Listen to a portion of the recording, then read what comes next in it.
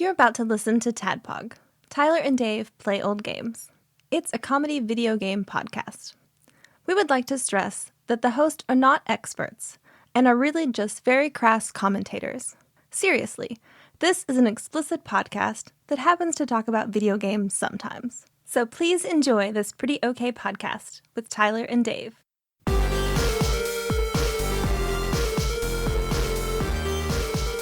Hello, Internet, and welcome to a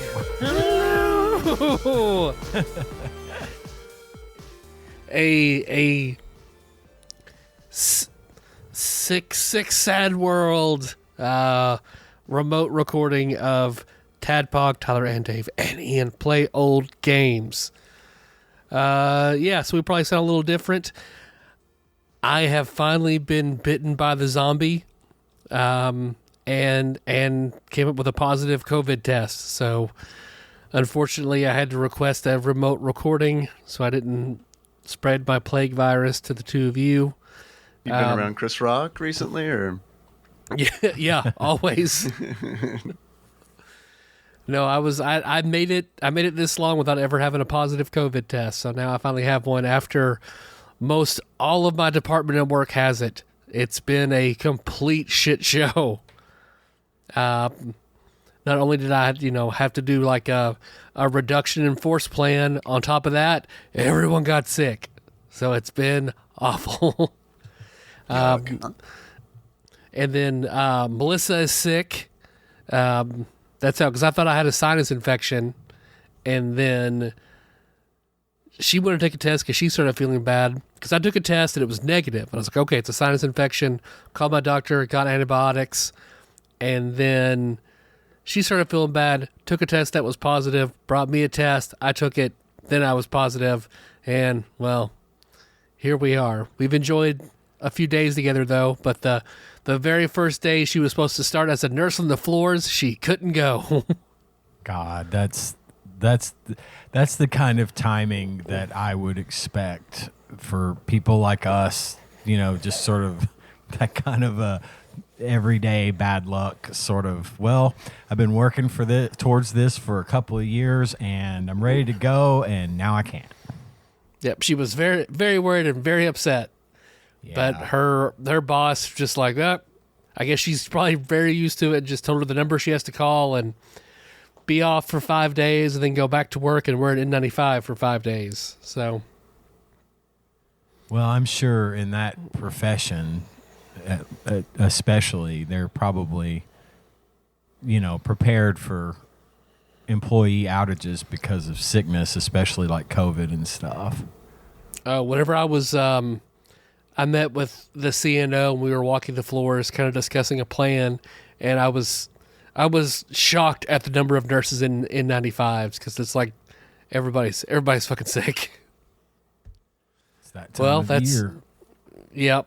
Well, that's what I've been doing. What have you guys been up to?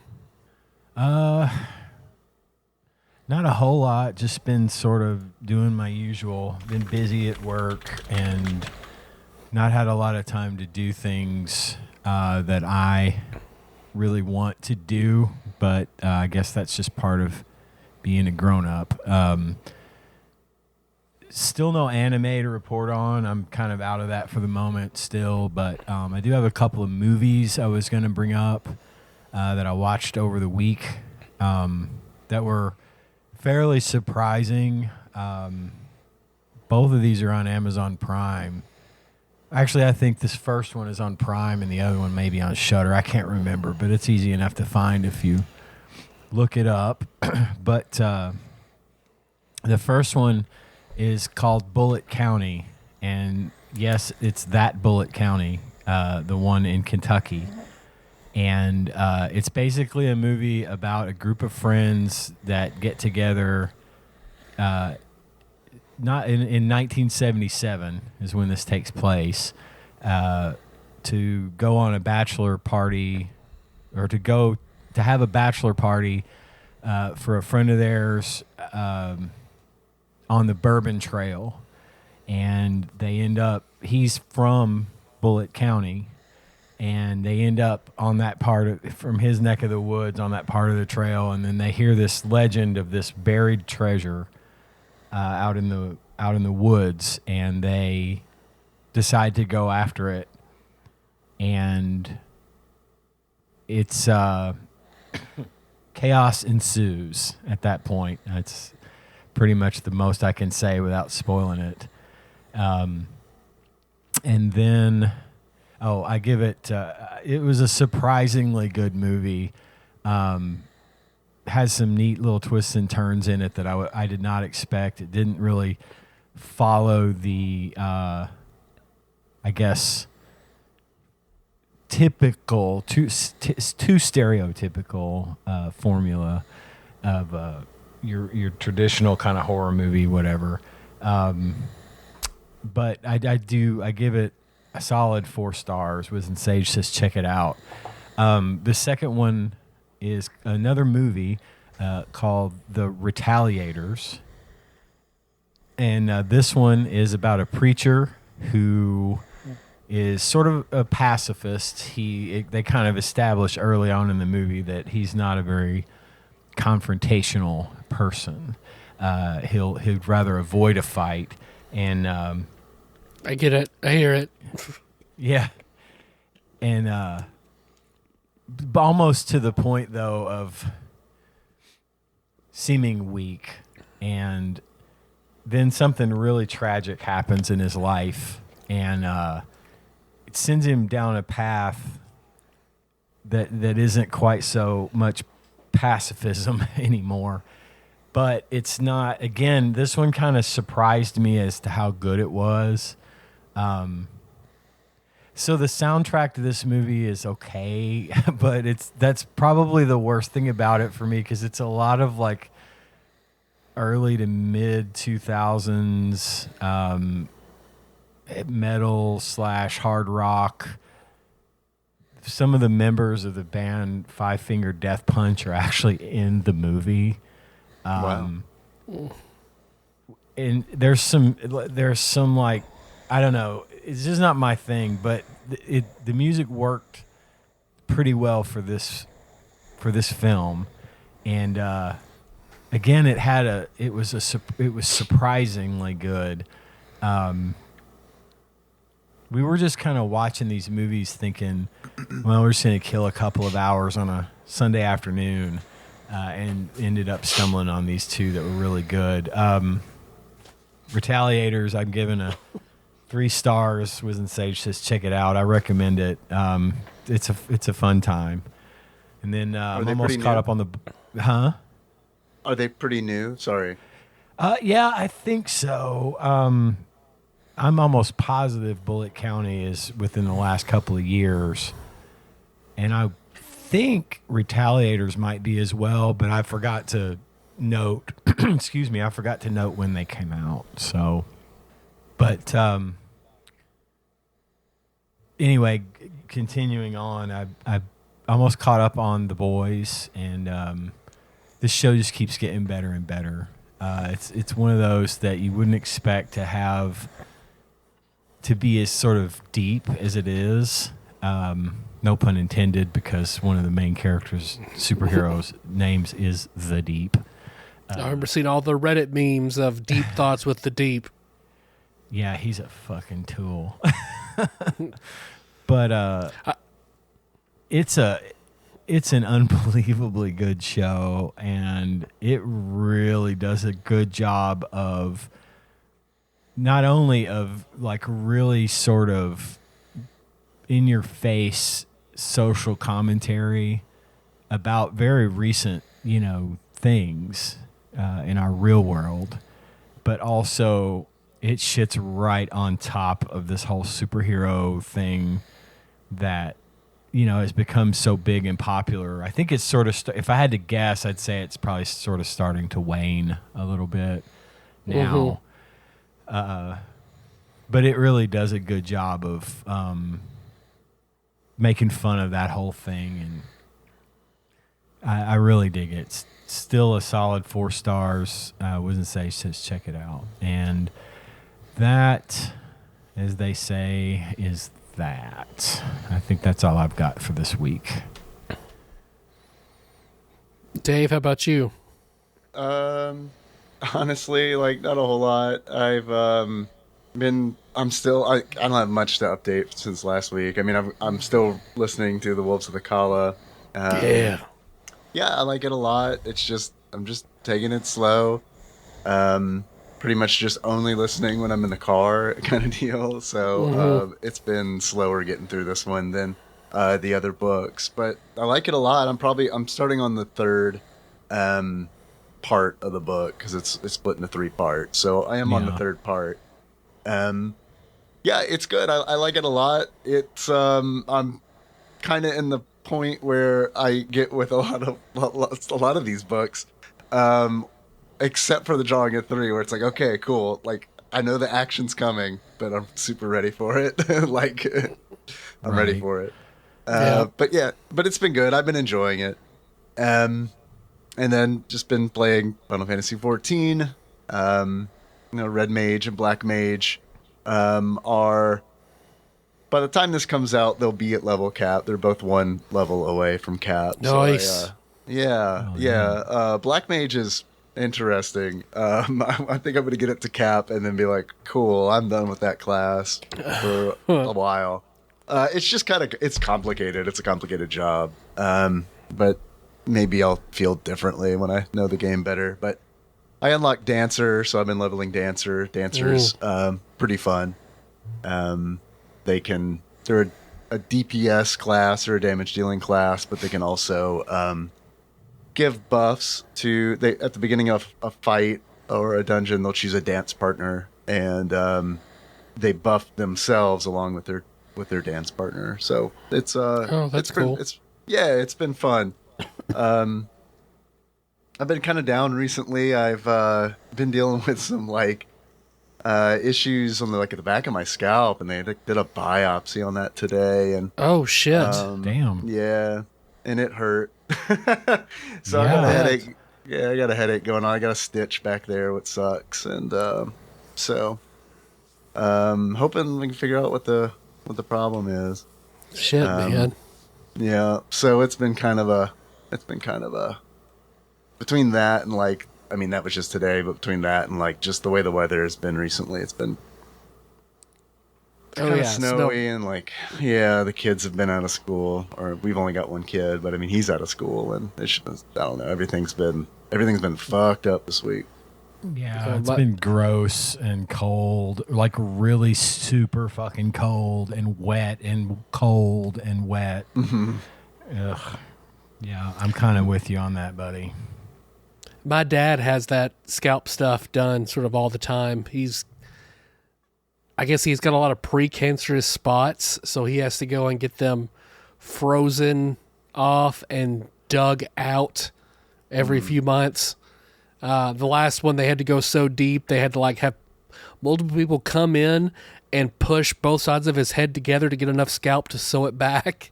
Oh no! So he's used to it, but yeah, I've heard a lot about that. I know it sucks, Dave. I'm sorry. Yeah, no, man. Thanks. It's definitely not that bad. It's just it was just a really weird sensation to feel like the back of your head being sewed up, even just one stitch. Just this is weird. It's not painful because they numb it, but it's just such a weird. Well, you could feel the pressure. Yeah. Yeah. Did they have to cut any of your hair off? I don't know. I haven't looked. I haven't really wanted to. I'll blame you. But no, it's not like a big patch of my hair is cut off or anything like that. So that's nice. It was like a 3 millimeter area. So you'll know something about it soon? Yeah, 10 days. They say about 10 days. So yeah, and then get to keep Vaseline on the stitch for a week, and then Nikki gets to cut it off. Sweet. Fun times. Yeah, my stock just keeps rising, boys. Well, Nikki's good at stuff like that. She is. Yeah, the doctor was asking. She's like, you need to come back in? And I was like, no, I think my wife can handle this. She's like you said, she's good with stuff like this. Yeah. Mine- or Melissa mine or Melissa wouldn't. could do it if you wanted her to. Yeah. Yeah, that's true. That's true. Yeah, if she could, that would be awesome if either Nikki or Melissa could save me the $75 to go in there. Oh yeah. Yeah, no Yeah, problem. for That's sure. she has like the equipment here. So yeah, I'll Nice, tell her I'll nice. tell her about it when we're done. But I think Nikki can handle it. But if she nopes out, it's good. It's good to know that there's Yeah, somebody you got to back up. who can. Yes, it's great. Yeah, Or hell, I'll do it. I love you that much. I'll do it. If all three of them do. I trust you. I mean, I'm good with the cleaver. yeah. You're culinary. I've got knife skills. Yeah. That's right. Well, because whenever I originally told you guys that I had COVID, I was like, me getting up for 10 minutes doing the show notes sucked. But it's been, now I'm okay, definitely feeling still like weak and tired. Took a lot of Sudafed. So while everyone else was napping and I was Sudafeded out, I streamed Final Fantasy VI T Edition. If you've heard of that. Yeah. I haven't played it, but I've heard of it. It looks, Chris Vaughn was telling me all about it. It does Yeah. all. I read a bunch of videos about it. It's like the ultimate passion project where they've gone through and revamped the sprites to look more like the original art, fixed all the bugs, changed the difficulty, made all the stuff that didn't make sense, or you thought, well, it makes sense if it did this, fixed all that little stuff. Now you can do like side missions at pubs, fix a bunch of balance issues. I don't know. So far, I'm not far in it at all. Like I'm about to go get Sabin, but I thought it was a lot of fun. So I'm really looking forward to playing more of that. Like they have this in-house achievements thing and trophies and new in-game super boss content and new side missions for because I saw some of it, like there's a lot of stuff with Edgar and Sabin kind of fleshing out their relationship and all sorts of new stuff, but still primed to the main storyline is still the same. So I thought it looked like a lot of fun. Yeah, that sounds like fun. I know I've heard Chris talk about it on Discord, on the TADPOG Discord as well, and yeah, it seems neat. Well, it's because the bulk of the show, I say that with quotes around it, talking about Drac's Night Out, an unreleased game for the Nintendo Entertainment System. Mm-hmm. Drac's Night Out has been for me in part of a long list of technical things that I couldn't fucking fix this week. When I finally got this ROM to work on my system, for whatever reason, I was having trouble with the controller. The controls weren't working right for me. I know this was something on my Steam Deck that I just didn't get right. So the bulk of my experience with this game is playing the top of level 1 and then watching a video of it. I played the top of level 1 for a very long time. But okay, before we get to all that though, I brought it up a few weeks ago. If you guys want to do it, or we do something else, but I thought about a vampire draft. Yeah, I'm good good Of with that. vampires in media. Perfect time to do it. All right, I'm going to pull up a random number generator. 1 through 6. All right, Dave, 2 numbers. 2 and 4. 2 and 4. Ian, 1 and 3. 1 and 3. All right, generate 5. So then that would be me. So me, Dave, Ian. Okay. Let me fill out my sheet real quick. All right, my number 1 vampire, that's got to be Spike from Buffy. I'm a big Buffy fan. I love Angel too, It was a very close, like, who am I going to try to draft first, Spike or Angel? And I think toward the end, I enjoyed Spike more than I enjoyed Angel. Okay. So I will take Spike. Dave. I will go with Count Chocula from the cereal. Fair. I don't know that I've ever had a bowl of Count Chocula, to be perfectly honest. It's fantastic. It's good. It's good. But I meant Count Chocula, famous for Kellogg's Corn Flakes, not the other. Yeah. No, not the cereal that's named after him. Right. Yeah. Yeah. Ian, your number one pick? Count Von Count from Sesame Street. Nice. He was on my list. Yeah, same. That was Melissa's favorite. You can't argue with a vampire who loves to teach. That was Melissa's favorite Muppet growing up, but Jack doesn't seem to care about him all that much. Jack is all about Elmo and Cookie Monster. Man, I Nothing couldn't wrong get with the Henry little into, Elmo. I couldn't get Henry into like any Muppets.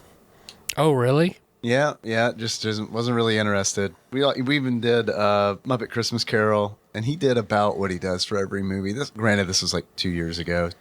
He watched like the first 20, 30 minutes and was like, yeah, okay. No planes, so I get it. I understand. Yeah, he was into Minecraft back then, but also no Minecraft, unfortunately, in Muppet Christmas Carol.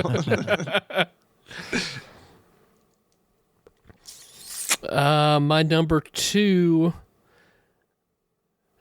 favorite vampire, just because I'm going to take the popular pick, not my favorite vampire. I'm going to go for most points with the ladies, and I will say Edward from Twilight. Batman. Edward Norton. Edward Cullen. Although the Twilight books, I've read them all. I've seen all the movies. They're not as bad as they're not wonderful, but they're also not as bad as they're made out to be. I didn't have any problem getting through them. I liked the first Twilight movie okay, and then I got about halfway through the second one and couldn't do it anymore. Mm-hmm. Because they changed. I think they changed directors after the first one. Ah, well, that'd do it. Mm-hmm. Dave, number two. Do they have to be a full vampire? What's the ruling on this? I think Alucard counts if you want to go halfsies. Well, I wasn't going to go Alucard. I don't know how the hell I forgot about Alucard. But yeah, that's a great idea. I'm not going to take it, but I want to go Elvira. Okay. Mistress of the Dark, Elvira. Yeah. She's half vampire, right? Sure. Good enough for me. She's got the charisma of a vampire. That's right. She certainly hypnotized me as a young boy. Ian, number two. Lily Munster. That's a good one. I was going to go with Grandpa, but I thought, He's I don't know. I wouldn't call him one of my favorites, but I was always fond of Lily. Yeah, I get it. He's on my list. Grandpa Mustard's on mine. Number three, I will pick specifically Castlevania Alucard. Now, there are a billion different iterations of Alucard. I'm going to claim Castlevania Alucard. I will go with Nicolas Cage's Dracula from Renfield. Nice. Okay. I had a feeling you were going to pick that one. He's really good as Dracula. Like it's pretty great. I still need to see Renfield. I haven't watched it yet. It's a big recommend for me. I think you'd like it. I think I will too. I'm just going to probably end up watching it on my own, which is fine. Ian, number three. Blade. Blade's a good one. Daywalker. The Daywalker. Blade, the man in black. Wouldn't open his eyes. Had to be CGI opening the movie. Like you do. Let's see. My number 4. Number 4, I'll go ahead and claim Angel. Finalize my Buffy list. Dave, number 4. Jeez, I can't believe we're already on 4. I know. I was looking at my list here, and I'm like, man, I could. There are a lot of vampires. Mm-hmm. I'm gonna go with the famous. Everybody knows from Dragon Ball, Dracula Man. Dracula Man from Dragon Ball, from the Dracula Man saga. They did fight Dracula. At any point, like they fight like all the Universal monsters over the course of the original Dragon Ball, and it is ridiculous. He like sucks all the blood out of Krillin's head. Oh. Mm-hmm. Ian, number 4. No, my number 4 would be the vampire Lestat de Lioncourt. Yep. He was on my list. He's a bad guy. You know, he's just a really shitty, horrible person, but he's good at being a vampire, you know? So it's like, Oh, yeah. I don't pick Lestat because I admire him. I pick him because he's a good vampire. For my number 5 contested spot, a lot of different options. A campy show that I did love, had its ups and downs, is True Blood. I think the best character in True Blood is Eric Northman. So I will grab Eric Northman for number 5. Do we want to go? Are we stopping at 5? Do we want to extend? Oh, we could go. I'm down to go to 10. What do you think, Ian? Yeah, man, I'm here for it. Okay. In that case, for my 5th, it's Morbin time. I'm going with Morbius. Not a good movie, but it's hilarious that the internet convinced Sony to put it out a second time so that it could bomb a second time. So that's always fun. God.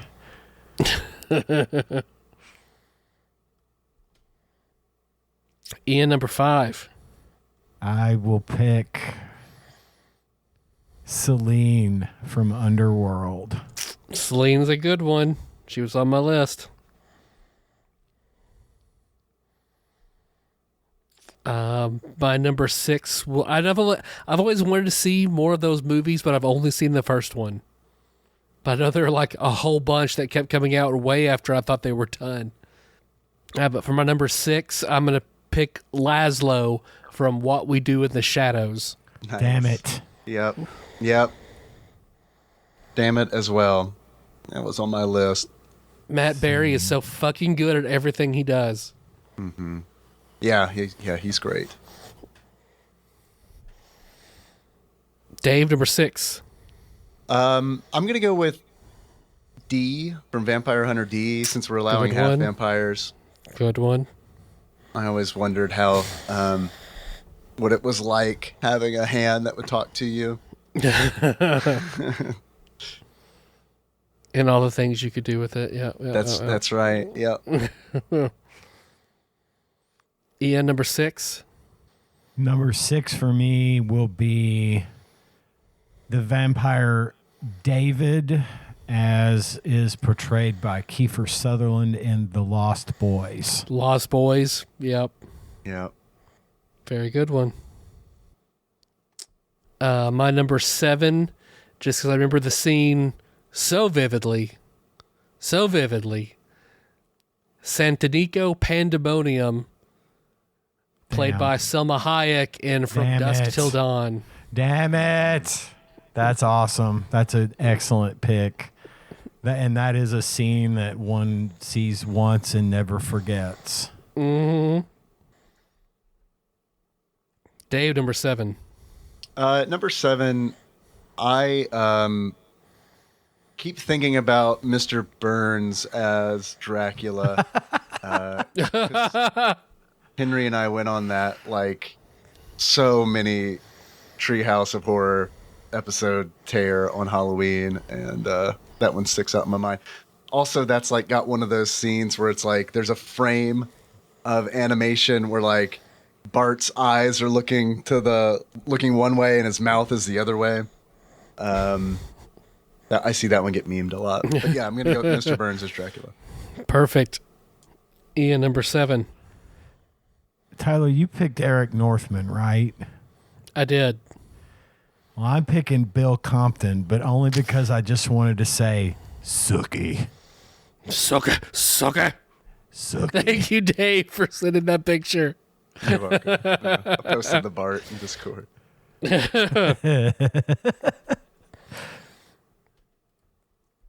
Well, I like Bill Compton, too. Number 8, I'll go ahead and grab Grandpa Munster. Yep. All right. Yep, that's good. For my 8, I'll go with Count Strahd from Dungeons and Dragons. Ooh, Strahd is a good pick. Strahd von Zarovich. One or the other. That's a very, very good pick. Ian, number 8. My number 8 will be Dracula as portrayed by Gary Oldman in Dracula. Mm. So I'm just going to abbreviate that as Gary Dracula. Gary Q. Dracula. Let's see. My number 9 will be one of my a transcendent villain. Even though I brought up True Blood as a campy show, I still absolutely my favorite villain of the entire series, and it goes further as being one of my favorite villains ever. Russell Edgington, who is I think he was the King of Mississippi, and the after Godric died, the oldest living vampire, or maybe he was even older than Godric. Incredibly powerful, didn't give a fuck, very brutal. Love Russell Edgington. All right. Dave, number 9. I'm going to go with Dimitri from the Darkstalkers series of fighting games. I want to look that up. I'm not familiar. He's not like as famous as Morrigan from the same series, because his costume isn't like made out of bats, I guess. But yeah, he's the vampire in that monster roster of fighting games. Okay. Ian, number 9.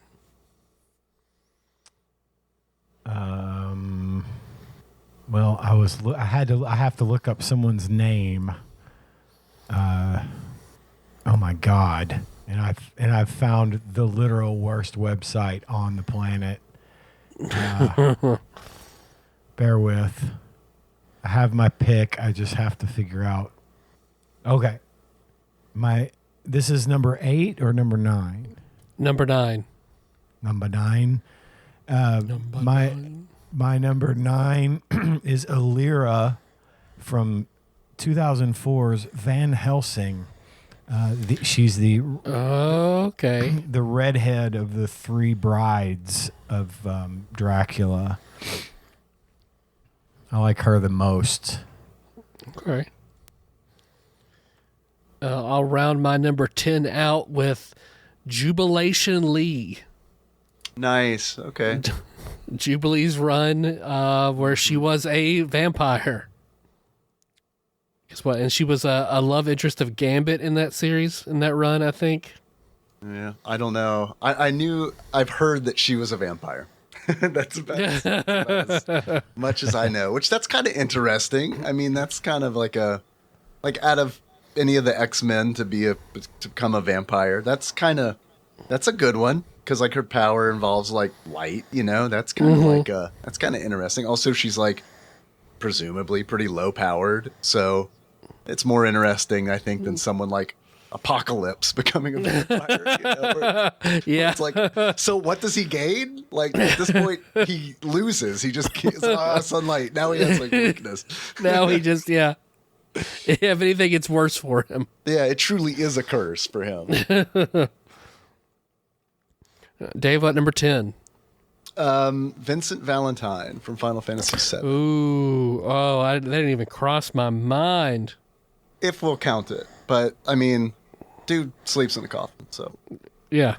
I think don't they even refer to him like that at some point? So yeah, I think so. I'm not positive, but if you'll let me fudge it, then I appreciate it. He can turn into a demon. So, Ian, number 10.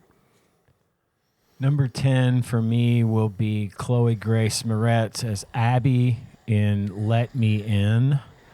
Yeah, it's a good...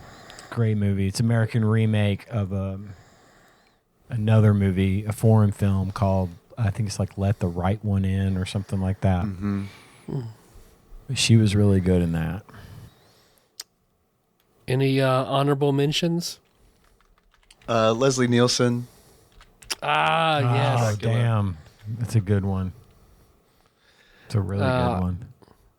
I'll also throw out, I don't know if he becomes a vampire or not, but Corey Feldman in Bordello of Blood. I know Angie Everhart's the main vampire. I can't remember if he becomes an actual vampire, because, like, it's funny. I feel like I remember seeing him with fangs. When you said Corey Feldman, I thought you were going to say The Lost Boys, and I was like, I don't think he ever got turned in that either, but maybe there's a whole series of, like, movies based on vampires that Corey Feldman is in where he narrowly avoids becoming a vampire. I do love the idea of an extended Feldman Dracula universe. Colin Farrell is a good one. He was in that one remake with David Tennant, Fright Night. The remake of Fright Night. He was the heavy in that. He was a really good vampire. I was gonna go with It's funny because you mentioned. I'm glad you did mention The Lost Boys. But I was so like on the fence. It's like, dude, is the saxophone player a vampire? I'm pretty sure that he is, but I'm not positive that he is. So, I was gonna choose him, but didn't. There's Mark Hamill's vampire character from What We Do in the Shadows. Yeah. Yeah, any of the characters from What We Do in the Shadows. Yeah, all of those, really all good. of those vampires should be mentioned at some point. Dracula Flow. I don't know if you guys are familiar with Dracula Flow. No. It's an honorable mention of mine. I'll pop that in the Discord so you can enjoy it later. I was trying to think any other Dracula. Okay, I can only imagine from this thumbnail. So, all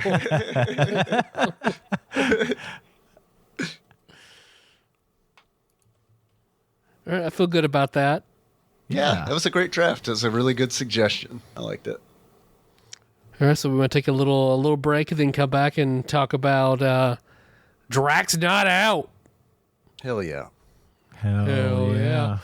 Duckula, Count Duckula. Oh my God. Nicula. Shit! The celery stalks at midnight. Shit! God damn it. God damn it.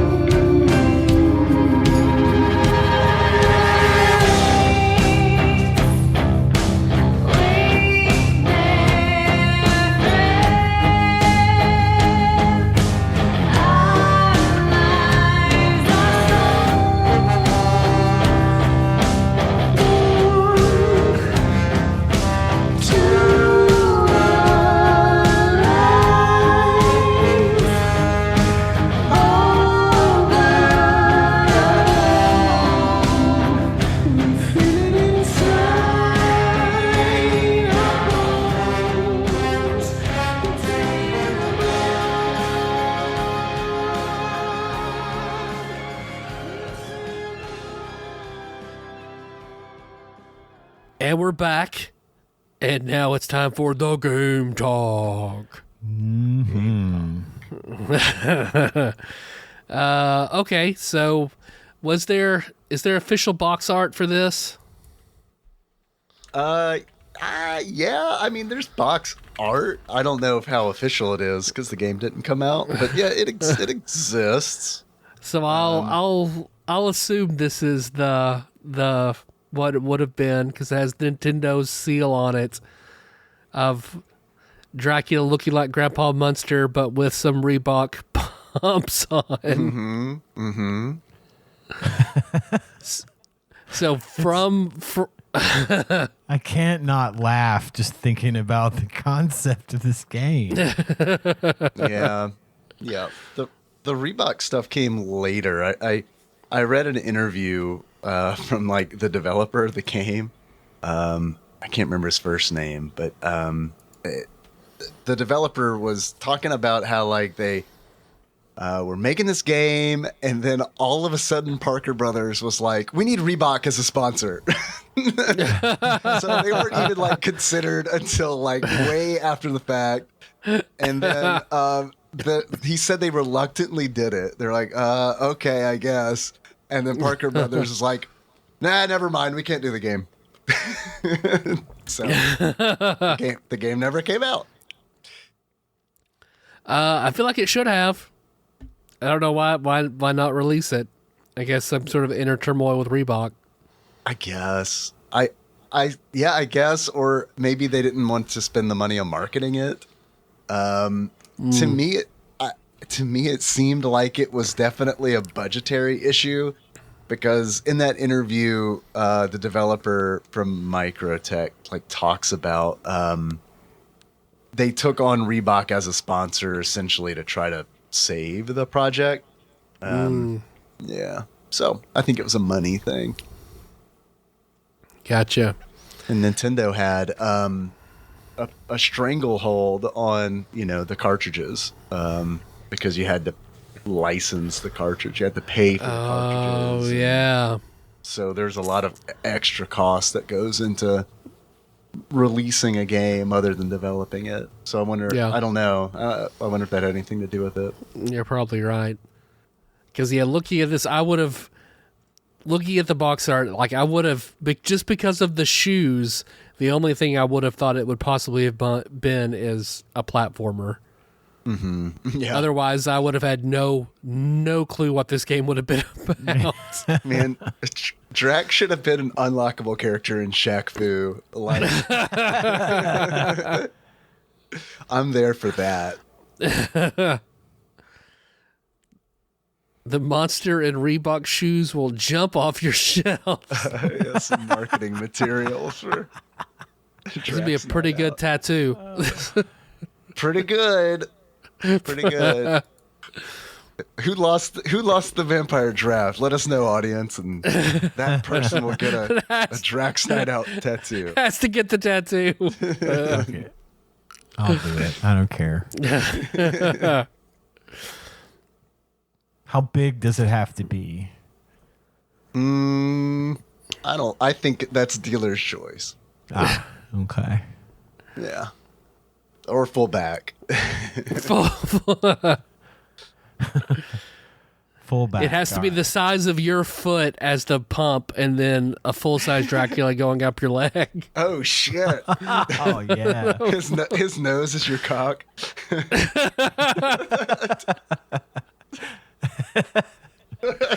You have to tattoo the teeth on your ball sack. It'll be pretty sweet. Ooh, yeah. Well, let's see. Do we have a movie, celebrity, anything that we could compare our experiences with this game to? The only thing I could come up with for that would be the old comedy Transylvania 65000, because it's just silly and the concept of this game is just silly. But there's vampires involved in it, so that's the joining together of those two in my mind. I haven't seen that movie. or heard of it until just now, and I'm like looking it up, and I'm like, I have to watch this. Jeff Goldblum's in it. Yeah, it's Gina Davis. yeah, of course, at the time, it was when I saw it as a kid back in the 80s or whatever, it was kind of risque, kind of filthy, kind of funny, adult humor. But we actually recently rewatched it on a goof, and it kind of held up for different reasons, and it was silly, but I actually really enjoyed it. Cool. I give it a solid.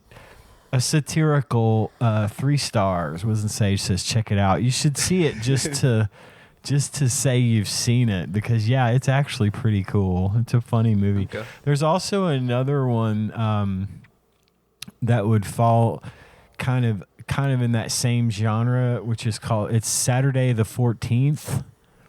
It's a spoof on Friday the 13th, obviously. Mm-hmm.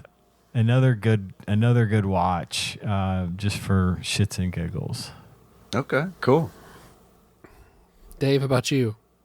Well, I chose Grandpa Munster because He does look like a young Grandpa Munster. yeah, and he does. And Phil, I don't even know if I'd say young, because like he's got that like tuft of gray, like he's got the gray at the temple that's like just kind of sticking out, kind of like a Calvin's cowlick or something.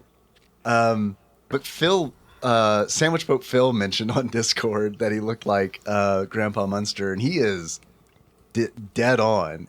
He looks like Grandpa Munster drawn in the style of Steamboat Willie. Yeah. With some very realistic Reebok pumps on. Yeah. I would say, that also probably Grandpa Munster would probably wear a pair of Reebok pumps, Yeah. I could see him. Strangely enough, I could see them like going down that rabbit hole and trying to get him to endorse them, in real life. That's why they didn't release the game. They didn't have enough money to pay Grandpa Munster to wear Reeboks on the TV commercial.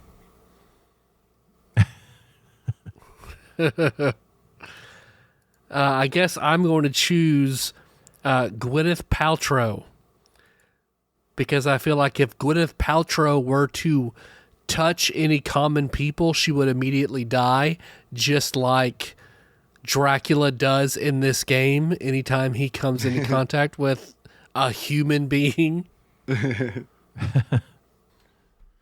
So can we say good things about this game? 3 good things, 3 bad things?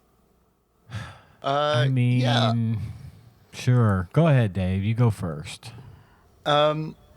So the game is pretty interesting, outside of the fact that you play as Dracula, who occasionally gets Reebok sneakers, pump sneakers.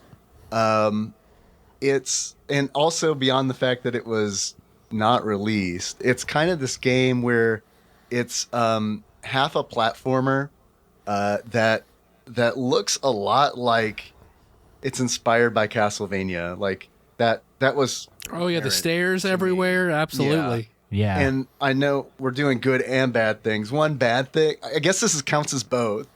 The stairs in Castlevania suck, and I feel like when Microtech was developing the game, they were like, well, I'm sorry, Microsmiths. I keep saying Microtech. It's Microsmiths. When they were developing the game, it's almost like they made the decision, well, the stairs in Castlevania suck, so these also have to suck. Do we want to make it so that like the stair will like zigzag in like a Z pattern? Yes. Do we want to make it where you can fall through those stairs if you don't press down and you just press right or left to get on them? Yeah, you bet. That's how they do it in Castlevania. That's how we're going to do it in our game. That is super frustrating. But I thought, in like the overhead segments reminded me a lot of the overworld in Teenage Mutant Ninja Turtles for the NES, where you're kind of like roaming around in between sewers and like fighting foot soldiers and stuff. I liked that. I think that part of the game, the overview, like the top down, looks really ugly, but it's really interesting because it's a game mode where you're in this huge city. The city is huge. Yeah. I thought his castle was too, because I could never get out of it. Well, the city, I feel like is enormous. Like when I first talked to an old guy in the city, and he's like, "I'll show you where Mina is," and then the map opened up. It was like, "Holy shit!" Like, wow. I was like really blown away by how big the map was. And something that I thought was really cool is I played the game a second time, and when I played it the second time, the map was the same, but the locations had changed. So like Mina was in a different building now, and like the clues were different, and different people were in different buildings. I thought that was really, really cool. Like that is such a. I wish that. I didn't hate the platforming segments, but I wish that they would have just taken that top-down overhead map portion of the game and just like put the resources that they put in the platforming segment into that to like make that even more impressive, because I this was a 1991 NES game, so it was pretty late. Yeah. But still, I feel like that has fucking wheels. Like that can really go, because that's essentially like that's a randomized game. Because I don't know how many iterations of the seed there is, but I mean, I think there's something that's really cool about playing a game that has the same mechanics, but like different things are randomized. You know, kind of like Hades, or like something that's like progressively generated, especially on an NES. I think that's really cool. Man, don't get me thinking about Hades. I won't be able to focus on the game talk. Yeah, I know. Sorry. It seemed relevant because you've been playing it recently. God. I'm so into it. My God, it's sad how much I've been playing Hades. No, I love it. I'm glad you're happy. That's awesome. The game brought me almost to tears the other day. I shit you not. I mentioned this in our chat in the Discord. I beat it. You know, I beat Hades. I finally got to the like end and beat it, quote unquote, beat it. You know, the primary quest. And I guess maybe I was glossing over some stuff the first time I played it, but my God, the story behind this game, I cannot get over how ridiculously complicated and good it is. It was just, anyway, I don't want to get off on that tangent, but yeah. I like this game so much now that I listen to the fucking soundtrack. Just I'm listening to the soundtrack of the game. No, it's fantastic. At work while I'm working. Yeah. I mean, so is Bastion. Everything that was it. Darren Kolb, is that his name? Who does it? Yeah, fucking great. And he voices Zagreus, which I didn't know. I didn't know that either. Yeah, the guy that wrote all the music for the game voices Zagreus. So I thought that was really a neat little bit of trivia. No, I'm ready for Hades 2 whenever it drops. Girl, same. So, go ahead, Tyler. I was gonna say I was very confused. I feel like I was just constantly wandering into different color palette rooms of Dracula's castle. I never could get out. But even with that happening, I didn't hate it, because the game felt a little bit like a game I do love, in a weird way, that being Solomon's Key. Okay. Yeah.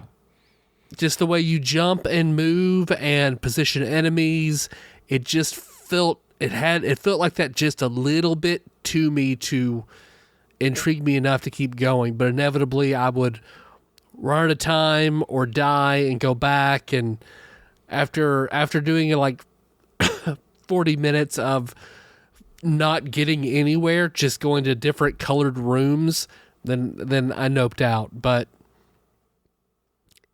frustration aside, didn't think it was awful. Yeah, I'm glad you brought up Solomon's Key because like the platforming segments of this game are they're kind of puzzly. They're like super light puzzly. Where it's like Dracula can't really directly hurt Can't the do fucking villagers. anything. Yeah, like he can hypnotize them, but like which will stun them, which is cool. I think that's neat. They're like, oh yeah, that's a thing that Dracula can do in the lore. That's cool that they put it in there. But like the range on it is wonky, and like the villagers are so fucking like fast, and it's like their hurt box is like bigger than I feel like it looks like it should be. So like all that's kind of tricky, and it's like Dracula can't really jump over them either unless he has Reeboks. Not without Reeboks. Yeah, the villagers in that damn boulder. You gotta have the Reeboks on. I thought it was funny, like whenever he sucks their blood, it sounds like he's pumping up the Reeboks. That sound it makes, it's like. I didn't put that together. Yeah. I could not help but envision him like kneeling over this stunned person and then pumping up his Reeboks. I do like that. That's how they get around the censors. Oh, it's not the sucking sound. He's just pumping up his cool sneakers. Available now at a Foot Locker near you. I had a fairly good experience with this. I mean, it was all right. I thought sort of the side-scrolling part was, I liked it a little bit. I mean, the stairs were confusing, and there are the obvious technical issues, like Dave, you mentioned, that I think are just inherent to an ambitious kind of platformer. But I liked the way that it was sort of a puzzle solver. You could go and you have to flip this switch to open this door, which then lets this monster out that will knock out a villager that you can then pump up your Reeboks over. Right. And You had plenty of options between Frankenstein's monster and a ghost. A ghost. Yeah. My favorite the boulder. was the boulder. My favorite was the spider. So you'd let out the spider, and that fucker would just run ahead of you and stun everyone. It was almost like invincibility in a way. It was just really, really neat the way that worked. So I thought, it had some pretty unique parts to it in that way. And that's kind of why I liked the side-scrolling part better, because I thought it was I inherently at first avoided Frankenstein, and I'm like, what am I supposed to do here? And then I realized I would have thought, I he's thought the on my same thing. side. And that tracks, obviously, but yes, it's confusing though because I really liked seeing all of the traps that you set off. I think that's really neat, and it's like that's really cool. It has this like Rube Goldberg-esque kind of like quality to it, where it's like you want to try to time the traps, where it's like, oh, okay, so this villager gets here, and then I pull the switch so that Frankenstein's monster can like grab him. But one thing I wish they would have done is give you some kind of indication of which ones do hurt you and which ones don't, because some of them do. Like the boulder will hurt you, and then there's also like this punching glove on a spring that'll hurt you. Yeah. And so it's like I got to a point where it's like, all right, so if it's not a monster, it'll hurt you. Right? And then I get to a point where like in round 2, there is like a ghost with a pumpkin head, and I'm like, good old ghost with a pumpkin head, he's a monster, definitely won't hurt me. And then he killed me, and it's like, fuck. So yeah, it's kind of one of those where it's like, I get it, it's 1991, it's an NES game, but still, like looking through it with like modern day lenses, it's like it'd be cool if the ones that hurt you were like color coded red or something, and the ones that don't are green. Yeah. I also would have liked to have had the life stats on the main screen, so you don't have to come out of the action to see how much like blood you've sucked or you know, whatever. I don't think it would have been that difficult to incorporate that in a bar at the top. I don't think there would have been a lot of like graphics or level loss, you know. And I think it would have, because I don't like when you have to. I think we had a game recently. I want to say Dirty Harry was like that. Yeah, it was. Where you had to stop and get out of the action to see, you know, what's happening to your character, health wise or ammo wise or whatever, and not keeping it on the front screen is kind of one of my bads, because I don't know. You just having to stop playing to see what's going on and not being able to just look up at a glance is frustrating. Yeah, I agree. I feel like it was a decision they made because like the NES has like, I mean, it is really limited how many sprites they can display at a time. Right, so, exactly. And I knew that's why. And they have a shitload of sprites on the screen because it's like all the switches are sprites, like all the monsters are sprites. You're a sprite, so it's kind of one of those where it's like, I can see why they did it, but I totally agree with you. It's a bummer to like hit select to be like, okay, now what's my blood meter at? Right. What's my count? Which I guess is like the number of people that you've drained, or like the number of skulls. I think that's what that is. Yeah. Like the systems in the platforming segment, I think are really cool because it's like if you drain a certain number of people, which seemed to me like it was somewhere between 5 and 8, you would turn into a bat. And then that gives you like invincibility, and you kill like everyone. Right. Yeah. And that's fun. Cause like the goal is to get to the bottom of one of the towers. At the bottom of one of the towers, there is the exit. Right. And being an invincible bat really makes that a lot easier.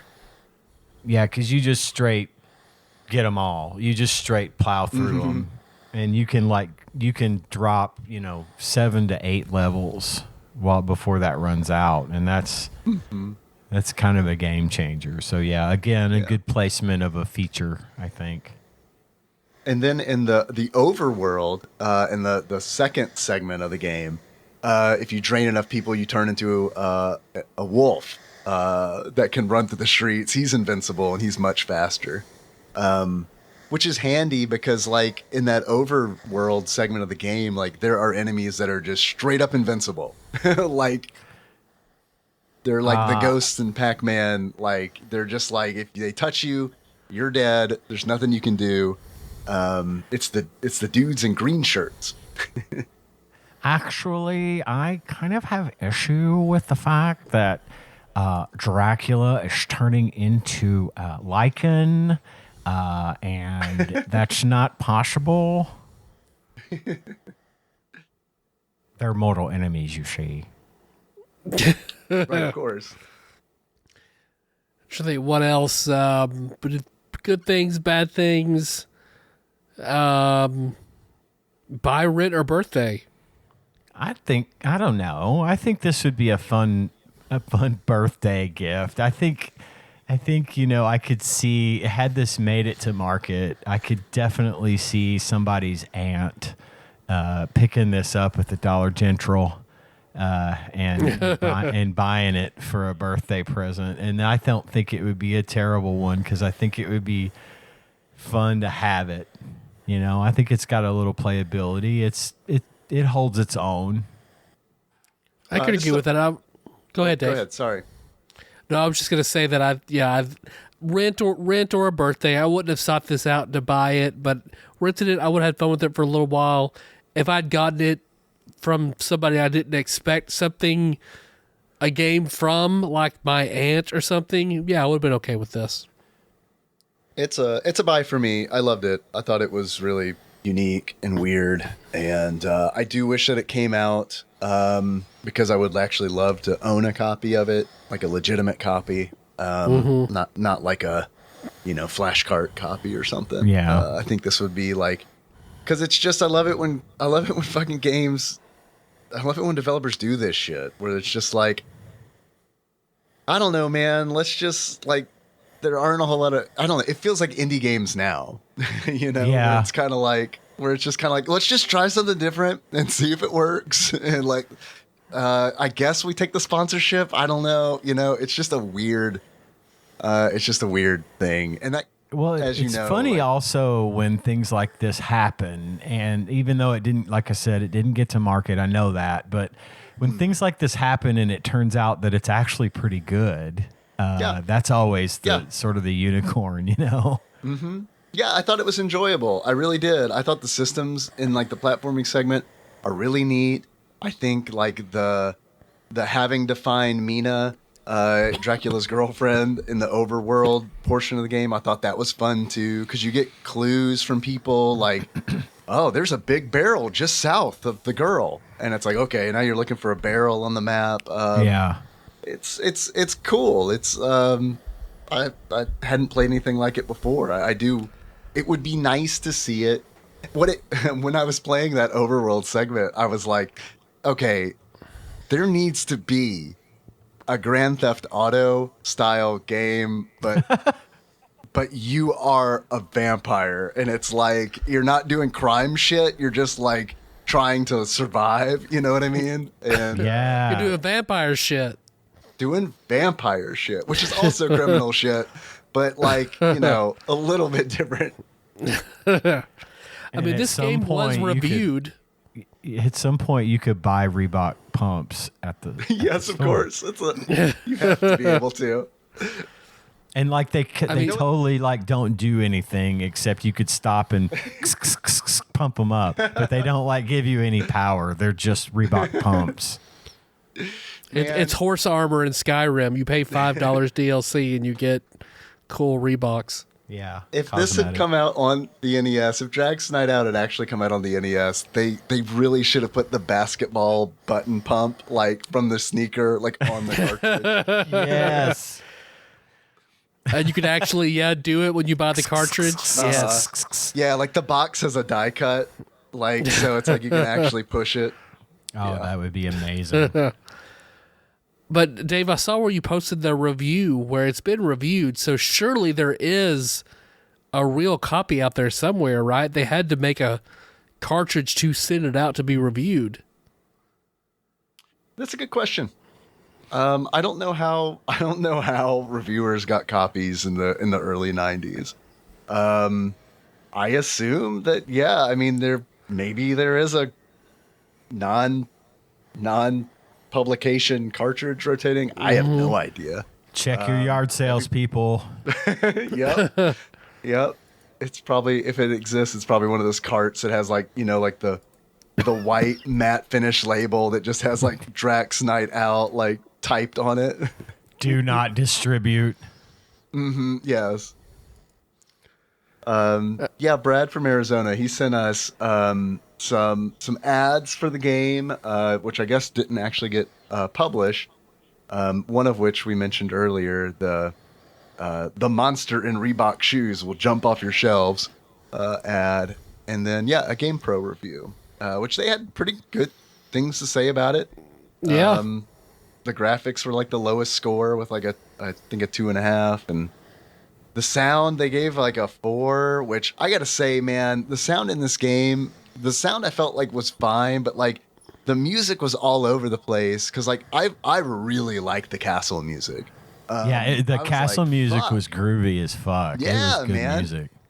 It's a bop. I loved it. It's like, this is awesome. And then like I got to the point where I rescued Mina, and it's like, congratulations. And then that music is honestly some of the worst fucking music I've ever heard on the system. It's just like, I played it for Nikki. It was that bad. I was like, listen to this. I found it on YouTube, and I was like, listen to this. You won't believe this was actually like, they were going to release this. That's really bad. So it was kind of all over the place. But that castle music makes up for it, I think. Hell yeah. Hell yeah. Oh, yeah.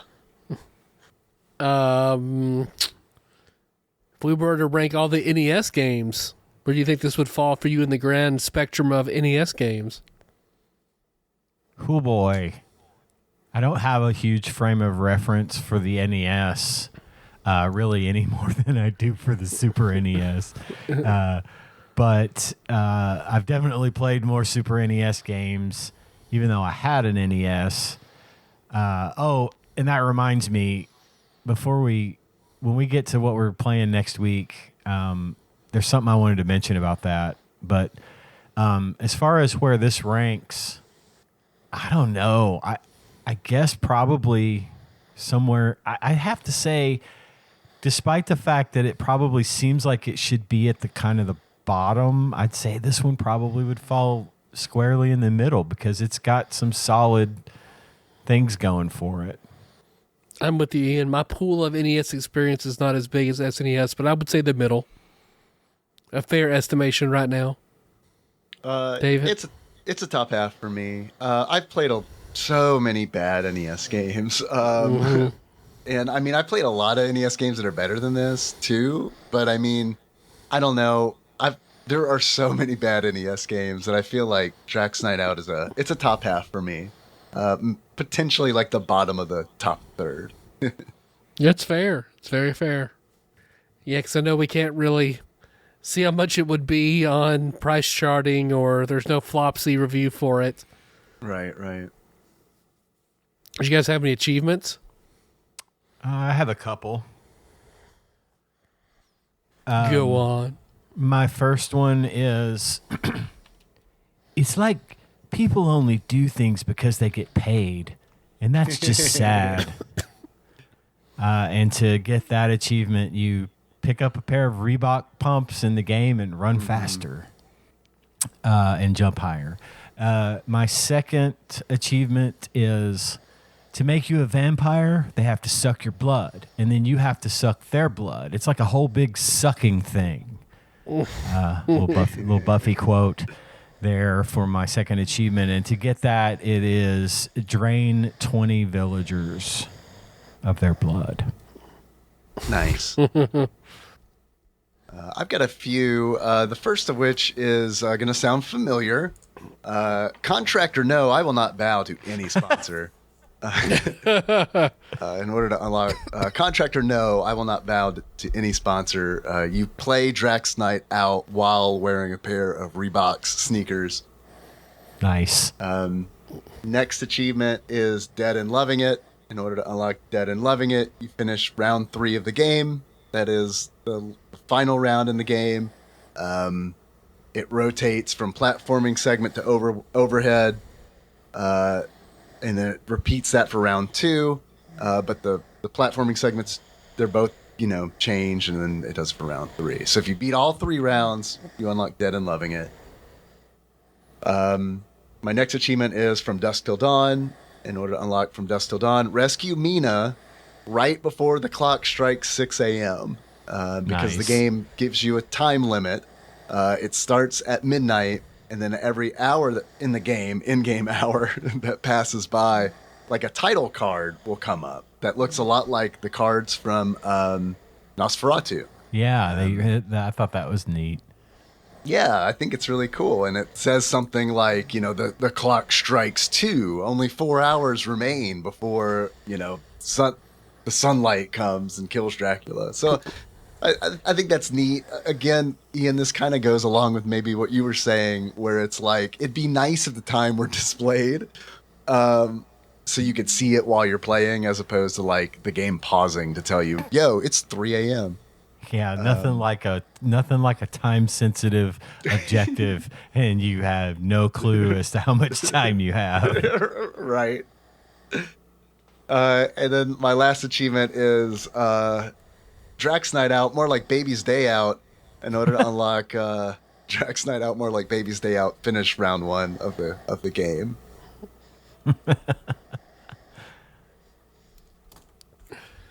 And that's it. I've got 2. The first one being Just Like Kesha, and you unlock that by freeing the ghost and hanging out with it, and it doesn't hurt you. Just like she said in an interview that she fucked a ghost and it was great and they got along. Yep.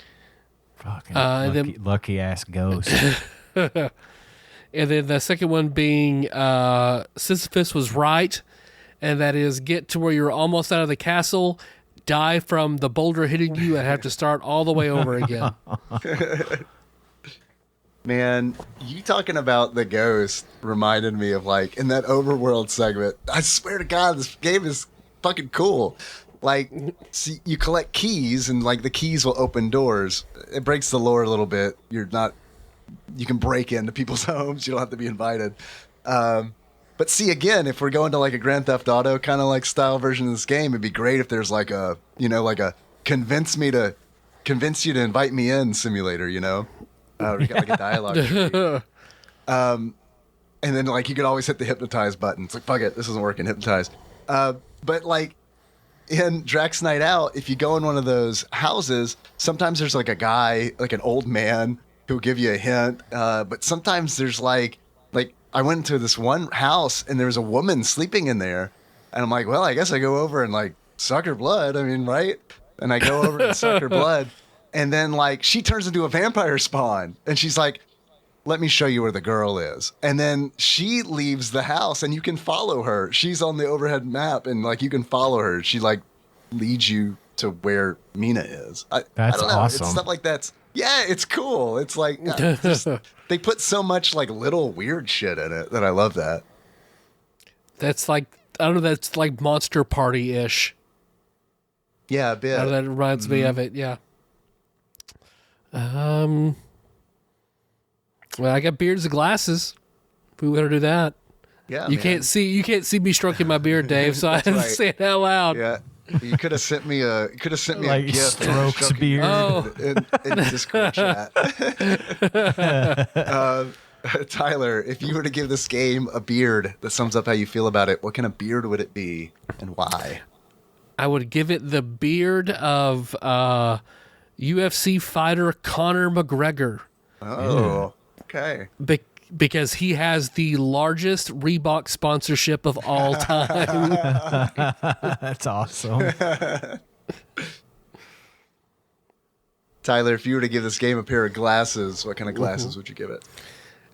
Shots in the Club, taken by 50 Cent, who also has an abnormally large sponsorship with Reebok for some reason. Well, fellas, is there anything else we want to do? Talk about what we're going to play next week? Yeah, Top Gun, yes? We talked about playing Top Gun for the NES. Okay. And I actually used it as a test on my emulator. I forgot I owned this game when I was a kid. Nice. So oh, shit. Okay. I only had a few games, and this was one of them. And I had completely forgotten about it until I played it. And I was like, oh, shit, I had this. So I'll have that experience to lend to it. And also, I spoke with Captain Gun Nerd today, who apparently also owned Top Gun for the NES, and he has said he wants to be on next week's episode. Excellent. So he can talk about it. Excellent. That's awesome. So he should be joining us as well. I've already watched Maverick, so I just need to watch the original movie now, and I'll be ready to go. Same here. It's weird. I watched it in probably the best order. I watched Maverick first. So. Yep. Yeah, that is correct. Of course, I really loved the original when it came out, but the more I watched the original as I got older, the cringier that movie became for me. Just because it's overloaded with stuff that it doesn't need. Whereas Maverick isn't. Maverick is Star Wars, only with fighter jets, and I loved it. I'm looking forward to getting into it with you guys next week. But I will say that like I was being facetious because like there are definitely moments in Maverick where I was like, okay, that was supposed to mean something to me. Like that. Yeah. That didn't have the emotional hit. I feel like the filmmaker was like, this will get him. I know what you're referring to, and from that standpoint, yeah, you probably should have watched Top Gun first, but it's fine, whatever. Yeah. What are these flashbacks to the doctor in ER for? I don't understand.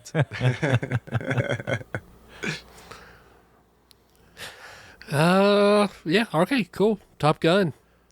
I don't think I guess that about covers it. I know when we're remote it's a lot more difficult to record, so I think it's pretty good.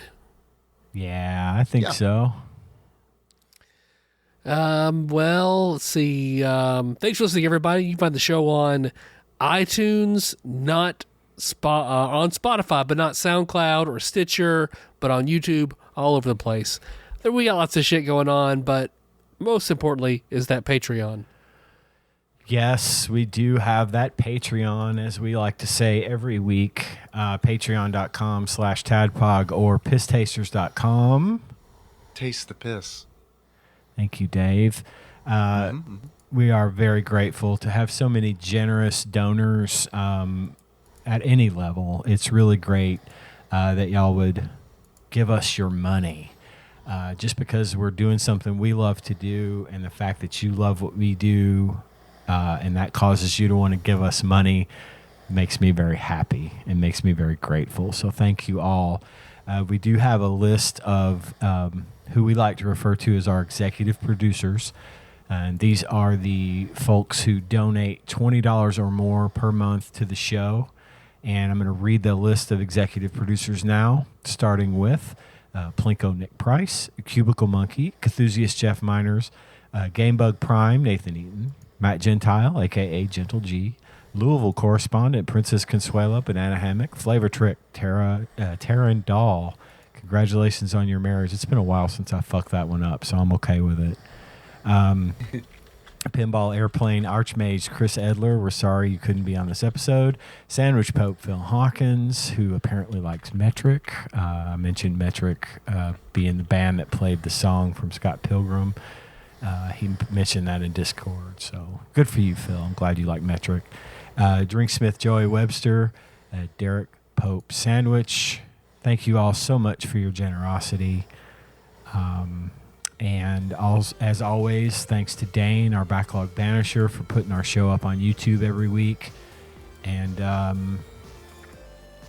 who am I leaving out? I know I'm leaving somebody out. Brad from Arizona. I blanked on Brad's name. I'm sorry. For sending us the information about Drac's Night Out. Looking forward to possibly more of your insight and information about Top Gun. Hell yeah. Hell yeah. Hell yeah. Well, our theme song is Moves by Sycamore Drive. Look to that track found in the shorts at TADPOG.com. Hey, boys, we'll close it out. I mean, I feel Dracula? like probably is Dracula. Yeah. Yeah. All right. So until next time, tropical, Two, three, tropical Capricorns. Capricorn. I was Leslie Nielsen with his fart button being Dracula. I was Count from Sesame Street. I was just Dracula. TADPOG is hosted and produced by Tyler Holland, Dave Moore, and Ian Chandler, and is available wherever fine podcasts are hosted. Have a question or comment for the hosts? Call us at 270-883-2555 and leave us a voicemail. We'll even play it on the show and respond eventually. Want to send us something? You can do that at TADPOG Studios, care of Nicole Nance, P.O. Box 3785, Paducah, Kentucky 42002. Sick of us doing all the talking? You can join in on the conversation by visiting our Discord at bit.ly/TADPOG Discord or tastethepiss.com. Not many things are truly free these days, but our Discord is, and we'd love to see you there. Our theme song is Moves by Sycamore Drive, and a link to that track can be found at the show notes at tadpog.com. Thanks for listening, and if you haven't already, don't forget to subscribe to our show on your favorite podcasting platform. We'd really appreciate it.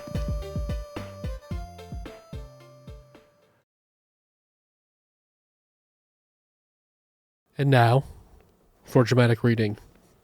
Yeah! I like it when girls stop by in the summer. Do you remember? Do you remember when we met that summer?